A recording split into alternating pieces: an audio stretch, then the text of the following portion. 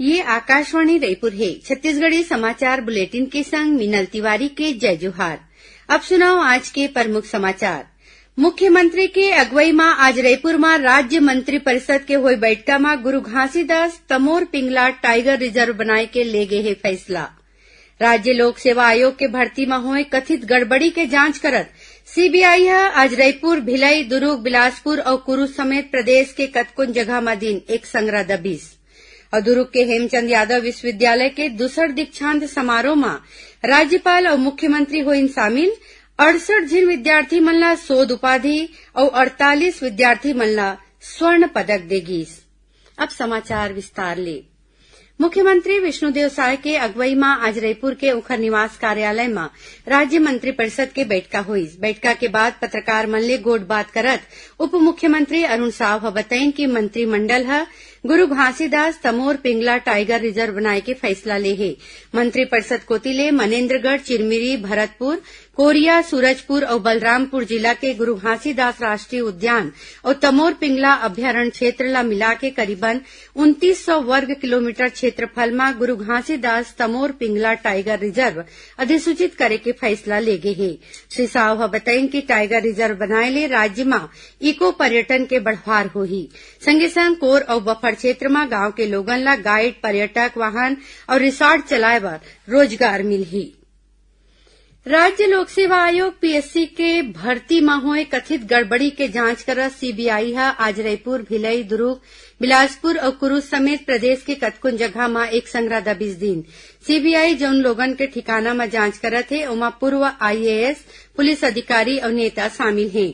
CBI आज बिहिनिया राज्यपाल के पूर्व सचिव आईएएस अमृत खलको, पीएससी के पूर्व चेयरमैन टामन सिंह सोनवानी और कांग्रेस नेता राजेंद्र शुक्ला के निवास में पहुंच के छापा के कार्रवाई शुरू करीन। प्रदेश में 16 जगह में सीबीआई के जांच अभी चलत है। सीबीआई के कार्रवाई में मुख्यमंत्री Vishnudeo Sai social media X में लिखिन कि ये कार्रवाई ले प्रदेश के युवा मन ला न्याय मिलही। ओमन लिखिन कि अब सुशासन के सरकार में घोटाला के तह तक जांच होवत है, कोनो भ्रष्टाचारी नहीं बाँची।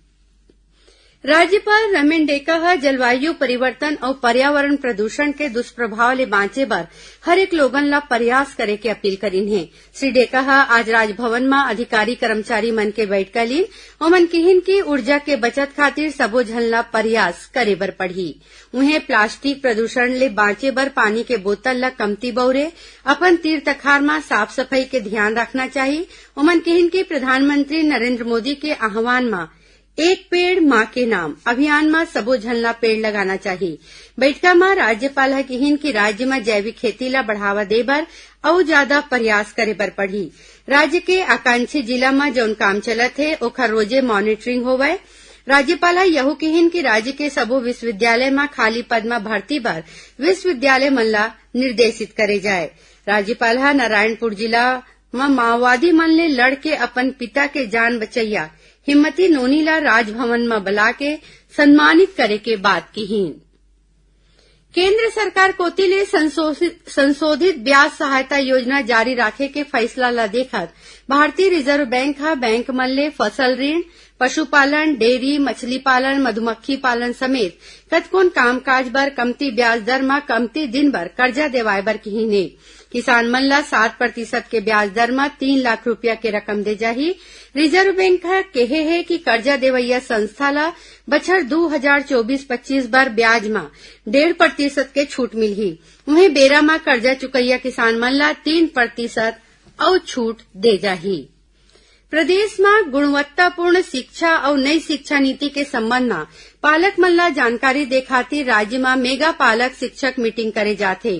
स्कूल शिक्षा विभाग के सचिव सिद्धार्थ कोमल परदेसी बताइन कि अभी तक 5,500 संकुल में पालक शिक्षक मीटिंग हो गए है।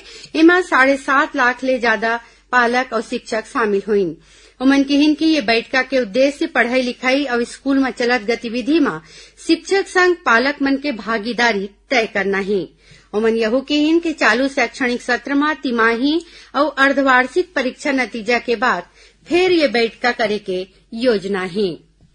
दिल्ली के कोचिंग सेंटर में हुए हादसा के बाद जांजगीर चांपा जिला में एसडीएम ममता यादव की अगुवाई में कोचिंग संस्थान मन के जांच करेगी। जांच टीम में तहसीलदार, नायब तहसीलदार, सीएमओ और टीआई शामिल रहीन। जांच के दौरान बेसमेंट में चलत एक कोचिंग सेंटर ला सील करेगी। एसडीएम कहिन की कोचिंग सेंटर के सरलग जांच करे जाही। छत्तीसगढ़ी समाचार बुलेटिन आप मन आकाशवाणी रायपुर ले सुनत ह। अब आगू बढ़बो बाचे समाचार को ती। दुर्ग के हेमचंद यादव विश्वविद्यालय के दूसर दीक्षांत समारोह आज सिरागे। समारोह में राज्यपाल रमेन डेका और मुख्यमंत्री विष्णुदेव साय शामिल हुईन। ये समारोह में 68 जिन विद्यार्थी मन ला शोध उपाधि और 48 विद्यार्थी मन ला प्रावीण्य सूची में अव्वल आए में स्वर्ण पदक देगीस। ये मौका में संभागायुक्त, कलेक्टर, पुलिस अधीक्षक और विश्वविद्यालय के कुलपति समेत जनप्रतिनिधि और गणमान्य लोगन मौजूद रहीन। रायपुर के इंदिरा गांधी कृषि विश्वविद्यालय में चलत जम्मू कृषि प्रदर्शन क्षेत्र में भारतीय मानक ब्यूरो कोतिले तय कृषि पद्धति बौरे जाही। इस संबंध में कृषि विश्वविद्यालय और भारतीय मानक ब्यूरो के बीच एक अनुबंध करे गए है। अनुबंध पत्र में विश्वविद्यालय के कुलपति डॉक्टर गिरीश चंदेल और भारतीय मानक ब्यूरो के उप महानिदेशक दिव्येन्दु चक्रवर्ती दस्तखत करीन।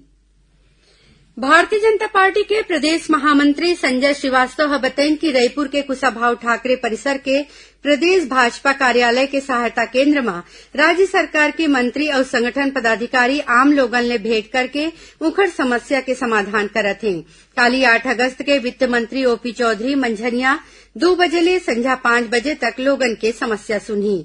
उन्हें 9 तारीख के महिला और बाल विकास मंत्री लक्ष्मी राजवाड़े लोगन के परेशानी ला सुलझाए खातिर प्रदेश कार्यालय पहुंची। जांजगीर के दौरा में पहुंचे श्रम और उद्योग मंत्री लखनलाल देवांगन भारतीय जनता पार्टी कोतिले प्रदेश में 11 अगस्त ले शुरू होवैया तिरंगा यात्रा के जानकारी दी। ओमन कहिन की ये यात्रा में हर घर में तिरंगा फहराए जाही।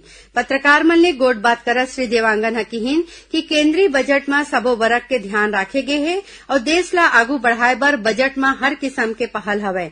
ये मौका में पूर्व नेता प्रतिपक्ष नारायण चंदेल और पूर्व संसदीय सचिव अम्बेश जांगड़े समेत आने नेता मौजूद रहीं। आदिम जाति विकास मंत्री रामविचार नेताम काली नई दिल्ली में केंद्रीय वन और पर्यावरण मंत्री भूपेन्द्र यादव ले भेंट करीन। बैठका में श्री नेताम केंद्रीय मंत्री ला बताइन कि सरगुजा संभाग के तीर तखार हाथी के सेती गांव गवई में फसल बर्बाद होवत है। संगे संग उहाँ के रहवैया लोगन बर खतरा बने रही थे। ये समस्या के सुलझाए बर ओमन हाथी विचरण वाले गांव में सोलर लाइट लगाए बर कहीन। संगे संग श्री नेताम केंद्रीय मंत्री ले हाथी मित्र दल मन बर आर्थिक सहायता दे के आग्रह करीन है। इस संबंध में केंद्रीय मंत्री श्री नेताम ला उचित कार्रवाई करे के भरोसा देवाइन। अब जानन मौसम के हाल। मौसम विभाग ले मिले जानकारी के मुताबिक प्रदेश में काली हल्का ले मध्यम वर्षा होए के संभावना हरे। उन्हें 1-2 जगह में गाज गिरे और भारी वर्षा होए के चेतावनी दे गए है। मौसम विभाग 9 तारीख के बाद प्रदेश में वर्षा में कमी आए के संभावना जताए है। अब ये 24 घंटा में मौसम विभाग बीजापुर जिला भर रेड अलर्ट और कोरबा, बालोद, राजनांदगांव, दंतेवाड़ा समेत 8 जिला भर ऑरेंज अलर्ट जारी करे है। उन्हें बिलासपुर, दुर्ग, बलौदाबाजार जिला समेत 16 जिला भर येलो अलर्ट जारी हवय। अब थोरकुन समाचार सार में मुख्यमंत्री विष्णुदेव साय के रायपुर स्थित निवास कार्यालय में काली 8 अगस्त के बिहनिया 11 बजे मंझनिया 1 बजे तक जन दर्शन कार्यक्रम राखे जाही। और कोरबा जिला में हाथी के दल के बिछड़ के एक हाथी जांजगीर चांपा जिला के छाता जंगल में पहुंच गए है। रक्षाबंधन के परब ला देखत भारतीय डाक विभाग बहनी मन कोतिले भेजे जात राखी बार विशेष व्यवस्था करे है। आखिर में प्रमुख समाचार एक गांव फेर। मुख्यमंत्री के अगुवाई में आज रायपुर में राज्य मंत्री परिषद के हुए बैठका में गुरु घासीदास तमोर पिंगला टाइगर रिजर्व बनाए के ले गए है फैसला। राज्य लोक सेवा आयोग के भर्ती में हुए कथित गड़बड़ी के जांच करत सीबीआई आज रायपुर, भिलाई, दुर्ग, बिलासपुर और कुरू समेत प्रदेश के कतकोन जगह में दिन एक संग्रह दबीस। और दुर्ग के हेमचंद यादव विश्वविद्यालय के दूसर दीक्षांत समारोह में राज्यपाल और मुख्यमंत्री हुई शामिल। 68 जिन विद्यार्थी मन ला शोध उपाधि और 48 विद्यार्थी मन ला स्वर्ण पदक देगीस। एकरे संग छत्तीसगढ़ी समाचार बुलेटिन यहीं सिरावत है। जय जोहार।